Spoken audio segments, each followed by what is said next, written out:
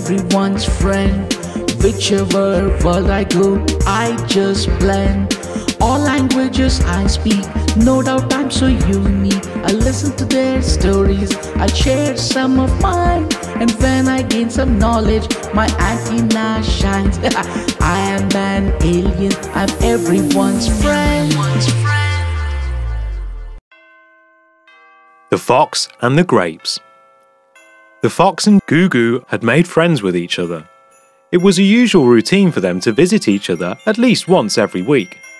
This time, it was Gugu's turn to go, but for some reason, Gugu did not feel like going.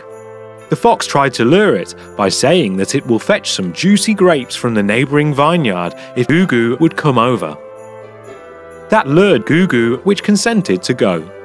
As the fox had promised to bring grapes from the vineyard, the fox set out in the mid-heat of summer as though it were going for a walk. When it was close to the vineyard, it saw luscious, juicy grapes in plenty.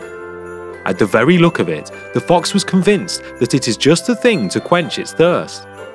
The fox looked around to ensure nobody saw what it was up to. On noticing that there was no one around the place, it stealthily moved closer to the grapes that were hanging low. It jumped to pluck them, but its height did not help reach the grapes. Drawing back a few paces, the fox ran a few steps and then jumped to reach the bunch of grapes, but it missed the bunch. The fox tried again, yet again, but to no avail. It felt extremely disappointed. Every time, it looked like he were closer to reach the bunch of grapes, but failed miserably. There was no other means by which it could pluck the grapes. The fox stood there for a while, thinking about what to do. No other alternative came to its mind. After thinking about it for a long time, the fox felt like giving up as it did not find any solution. But then, it had promised that it would get grapes for dinner, and that is the reason why Gugu had agreed to come. Now what can be done? Thought the fox to itself.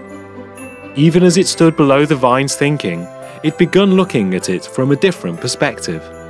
It tried to convince itself by thinking that the grapes looked sour and there was no point of wasting so much time trying to pluck it. He then walked away with his nose high in the air, sniffing and saying, "I'm sure they are sour." On reaching home, it sees Gugu has already arrived.